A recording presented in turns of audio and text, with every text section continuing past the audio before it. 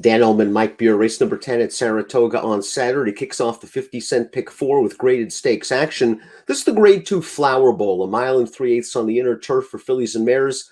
Let's take a look at this field, and you've got the best horse in the division, likely to go off at a very short price. That's the 4 Warlike Goddess. She's come back just as good at 5 as she was at 4, where she dominated the division and won this race last year and just missed in an excellent try in the Breeders' Cup filly and mare turf. She's simply the horse to beat.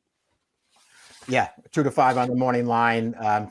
Three of these horses that are back in this Flower Bowl, Dan, are horses that she just handled pretty easily in the Glens Falls about 4 weeks ago. So it feels like something's going to have to happen, outside of a terrible trip, I guess, for Warlike Goddess for her to get beaten here.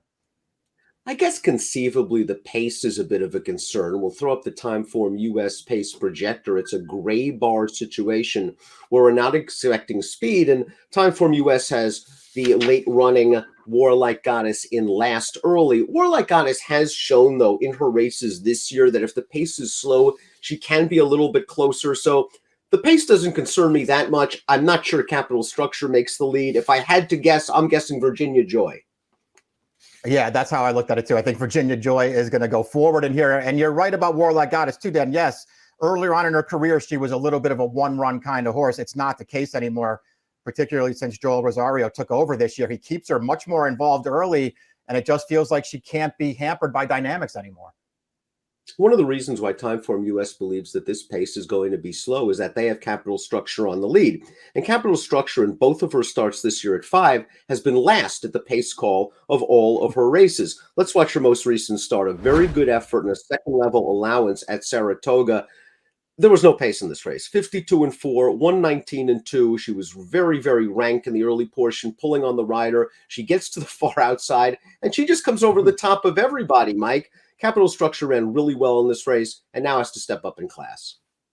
Yeah, it's a big step up in class, but this is a really impressive win for a filly who's always had potential, Dan. I mean, it's obviously been a struggle for Chad to keep her on the racetrack, but it feels like he's got her good right now. This is going to be her third start without a layoff. I think she's coming off of what maybe that race we just watched there, maybe the best race she's ever run. That was really impressive. I don't know if she can win this race. I could easily use this horse underneath, though, if she's a price, because she was good last time.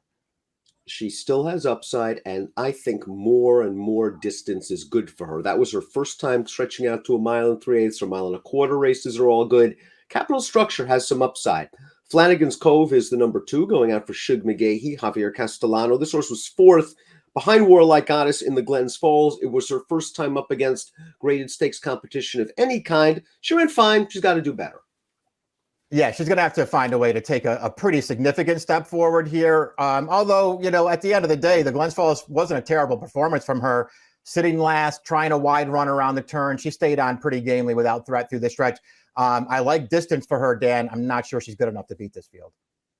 Chad Brown sends out the 3, Virginia Joy. Arad Ortiz takes the mount. This mare was in very good form earlier this year. She won the grade 3, the very one at a mile and 3/8. Looked very good doing so as an odds-on favorite against weaker competition.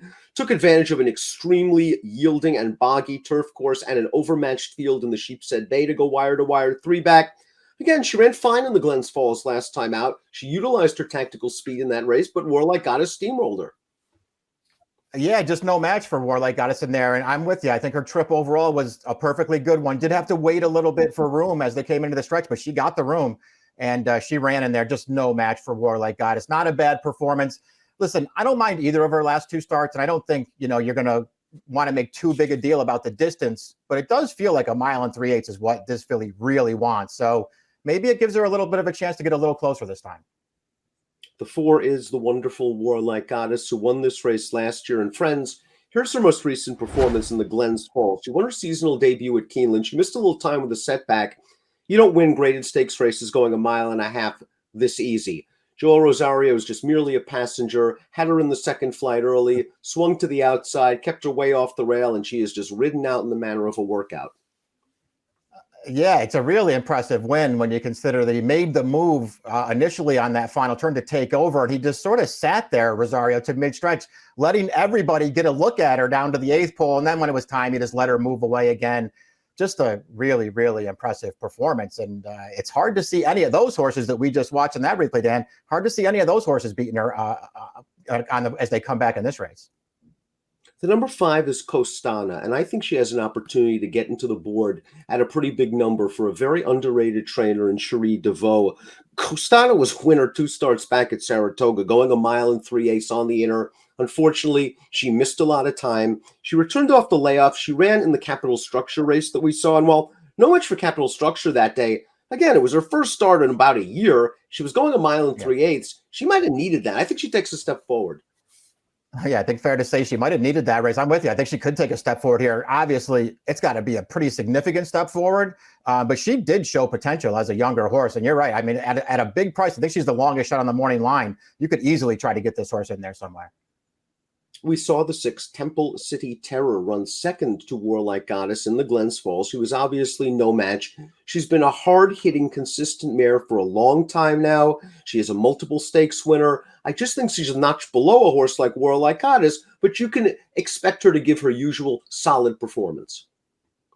Exactly. Probably won't be the 14-1 that she was last time, as she rebounded pretty nicely out of a dismal performance over soft turf at Delaware. But she ran really well last time. She's just no match for Warlike Goddess, as was the case last year when she faced that rival. And the New York bred Marvelous Maud completes this field. She'll be stepping up into the stakes ranks for the first time off a pretty solid victory, going 1 mile and 1/16 in a first level open allowance race. Good trip and ride from Arad Ortiz. Kind of worked out an in-out. Now, the first quarter mile of this race was very slow, 25, and Marvelous Maud had a little bit of a difficult time getting forward position going into the first turn after breaking from the rail. But once she gets into the clear, she's clearly superior to this group. Yeah, too good for these horses with a trip that did work out for her. Keeps getting better. It feels like she's improving with every start for Chad, and now they're going to stretch her all the way out. I think it's at least, worth pointing out, Dan, this wasn't the initial plan for Marvelous Maud. She was entered in the Yaddo last week against New York Breds. The race came off the turf, and this is, I guess, plan B. Top pick time for the Flower Bowl, a very important prep for the Breeders' Cup Filly and Mare Turf. Warlike Goddess finished third, a tough trip third in that race last year. We think she makes it 2 Flower Bowls in the world. When she's on her game, she's one of the best horses in the country. Yeah, she really is. I have no interest in trying to beat her in here. I am going to try to get the 1 Capital Structure in the exact at a price. Same super, slightly different order. Mike's going 4-1-3-6. I'm going 4-6-1-3. We'll see if Warlike Goddess can do it again in the Flower Bowl. Good luck.